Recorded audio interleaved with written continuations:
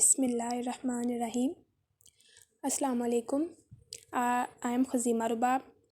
आज का जो टॉपिक है वो है इंस्ट्रूमेंटेशन है डेरिवेटिव थर्मल एनालिसिस। उसका एक कंपोनेंट है फर्नेस। तो जो फर्नेस है it is normally electrical resistive heater के ये इलेक्ट्रिकल रेजिस्टिव हीटर है कि हीटर है जो कि हीट प्रोड्यूस करता है, लेकिन इलेक्ट्रिकली रेजिस्टिव है कि ये इलेक्ट्रिक करंट प्रोड्यूस ना करे। तो furnace should be non inductively wound. Furnace को नॉन इंडक्टिवली वाउंड होना चाहिए कि ये बैक करंट प्रोड्यूस ना करता हो। Be capable of reaching to 100 to 200 degree centigrade above maximum working temperature.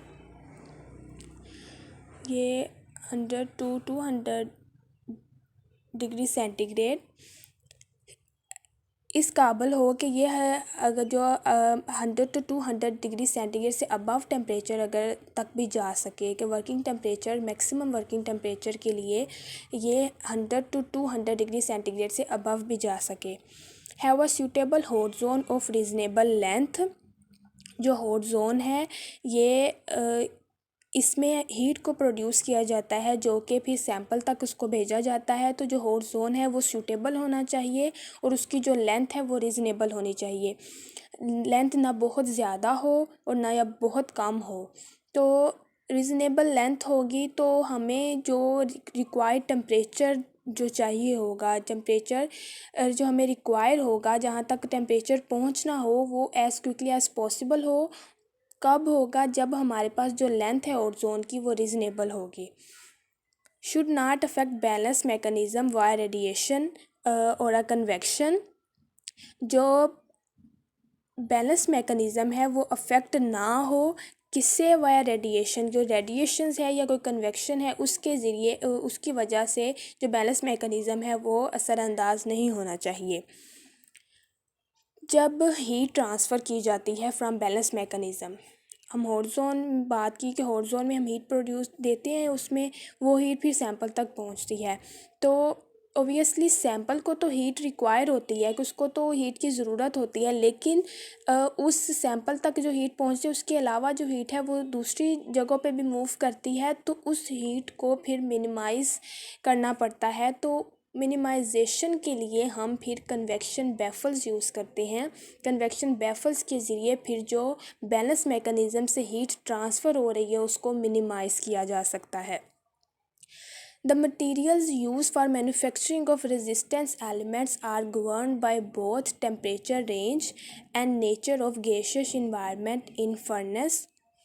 अब यहाँ मैन्युफैक्चर जो मटेरियल है उसको हम मैन्युफैक्चर कर रहे हैं, जो रेजिस्टिव एलिमेंट्स हैं, ऊपर हमने पढ़ा कि इलेक्ट्रिकली रेजिस्टेंस मटेरियल हम यूज़ कर रहे हैं। तो जो रेजिस्टिव एलिमेंट्स हैं हमारे पास उसकी जब मैन्युफैक्चरिंग करते हैं तो जो मटेरियल हम यूज़ करते हैं तो वो टेम्परेचर रेंज पे भी असर करेगा और nature of the gases environment in furnace और गैसेस इन्वायरमेंट की नेचर कैसी है फर्नेस, इन दोनों पे असरअंदाज होगा।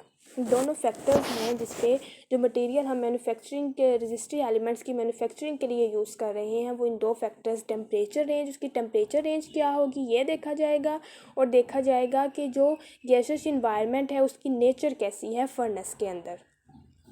Beyond maximum limits of rhodium, molybdenum और टंगस्टन एलिमेंट्स आर यूज्ड।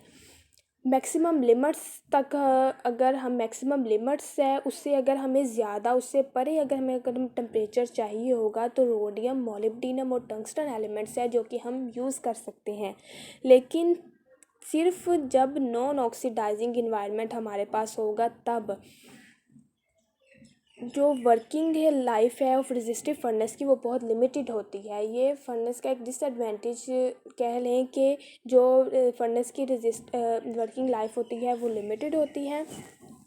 जो इलेक्ट्रिकल फर्नेस जो हम यूज़ करते हैं, फर्नेस को हम इनक्लोज कर देते हैं एक पर्च कह लें, एक पिंजरे नुमा में, उसमें इसको रख देते हैं और उसको फिर हम सूटेबल गैसेस प्रोवाइड करते हैं जो कि इनर्ट एटमॉस्फेयर प्रोवाइड करता है या रिएक्टिव इन्वायरमेंट के लिए। हम जो फर्नेस है उसको इनक्लोज करते हैं पर्च के अंदर विद सूटेबल गैसेस को प्रोवाइड करते हैं ताकि इनर्ट एटमॉस्फेयर दिया जा सके, जहां हम सैंपल को बर्न करते हैं, सैंपल को हीट किया जाता है या रिएक्ट करवाया जाता है। तो हमारे पास डिफरेंट गैसेस है जो हम यूज़ करते हैं। उनमें पहले है आर्गोन और नाइट्रोजन गैस। ये हम यूज़ करते हैं जब हमें डिज़ायर्ड एटमॉस्फेयर इनर्ट एटमॉस्फेयर की ज़रूरत होती है, तो हम आर्गोन और नाइट्रोजन गैस को यूज़ करते हैं। एयर हम तब यूज़ करते हैं जब ऑक्सीडेशन या कंबस्शन की स्टडी करते हैं, तो हम फिर एयर को यूज़ करते हैं। हाइड्रोजन गैस को भी हम यूज़ करते हैं रिड्यूसिंग एटमॉस्फेयर प्रोवाइड करने के लिए, लेकिन हाइड्रोजन गैस यूज़ करने से पहले एप्रोप्रिएट प्रिकॉशंस अप्लाई करनी होंगी ताकि किसी भी एक्सप्लोजन्स, किसी धमाके से बचा जा सके। तो ये डिफरेंट गैसेस हैं जो कि हम प्रोवाइड करते हैं। उस जब फर्नेस को हम पर्च में इनक्लोज करते हैं तो उसके लिए सूटेबल गैसेस चाहिए होती हैं। तो ये गैसेस हैं जिनमें ये एयर है, आर्गोन एंड नाइट्रोजन है एंड हाइड्रोजन गैस है, ये हम यूज़ करते हैं इसके अंदर।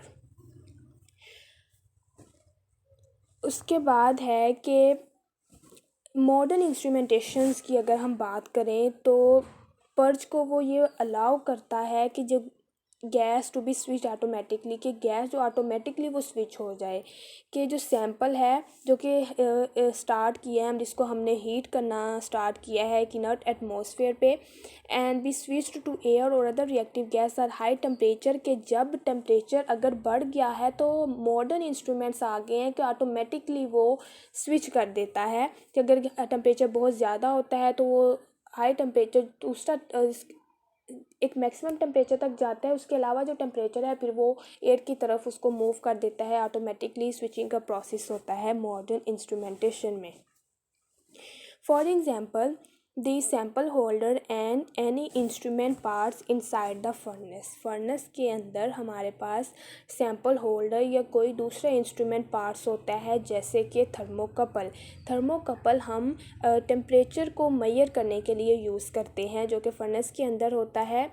तो जो थर्मोकपल है वो must be able to withstand high temperature, कि वो हाई टेम्परेचर बियर कर सके, विथस्टैंड कर सके and be inert at this temperature, और जब ये हाई टेम्परेचर के ऊपर इनर्ट रह सके। जो टेम्परेचर हम मेजर करते हैं थर्मोकपल के ज़रिए या सेंसर लगे होते हैं उनके ज़रिए, हम जो टेम्परेचर मेजर करते हैं या जो हीट कंट्रोल हो रही है, तो ये जो सारा प्रोसेस है ये हम सिस्टम कंप्यूटर के ज़रिए हम इस प्रोसेस को देखते हैं।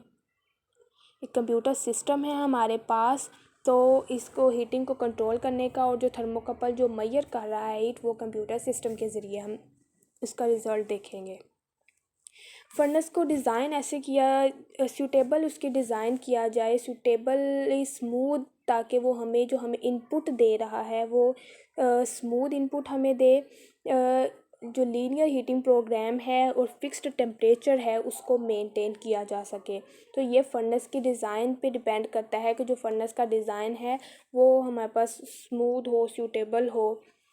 High temperature can be obtain, हम अगर ज़्यादा टेम्परेचर हमें रिक्वायर्ड है ऑब्टेन, अगर हमें ज़्यादा टेम्परेचर हासिल करना है तो वो हम कर सकते हैं ग्रेफाइट ट्यूब फर्नेस के ज़रिए, लेकिन ये डिफ़िकल्ट होता है, ये बहुत मुश्किल होता है इसको कंट्रोल करना जब टेम्परेचर इतना ज़्यादा होता है। तो उसके नतीजे में हमारे पास जो मेजरमेंट्स आती हैं वो फिर इनएक्यूरेट आती हैं। तो जो कॉमन मेथड है टेम्परेचर को मेजर करने के लिए वो हम थर्मोकपल के ज़रिए कर सकते हैं। A Cromwell Alumel thermocouple is suitable for temperature measurement up to 1100 degrees centigrade। ये 1100 डिग्री सेंटीग्रेड है कि जो क्रोमेल एल्यूमल थर्मोकपल है वो हमारे अगर हमें टेम्परेचर मेजर करना है अप टू 1100 डिग्री सेंटीग्रेड तक, तो उसके लिए हम क्रोमेल एल्यूमल थर्मोकपल को यूज़ करेंगे। For example up to 1750 degree centigrade Celsius thermocouple made of platinum alloys and rhodium are employed. मिसाल के तौर पे अगर टेम्परेचर 1750 डिग्री सेंटीग्रेड से अबव हो तो जो थर्मोकपल है वो बनता है made up of platinum alloys, platinum के अलॉय से, और कुछ रोडियम है वो हम इसमें एम्प्लॉय करते हैं। तो ये इंस्ट्रूमेंटेशन का एक कंपोनेंट थी फर्नेस, जो कि फर्नेस जिसके ज़रिए हीट सैंपल तक हीट पहुंचाई जाती है, टेम्परेचर दिया जाता है, उसकी रेंज की कितनी रखी जाती है, ये सब हम फर्नेस में देखते हैं। Thank you.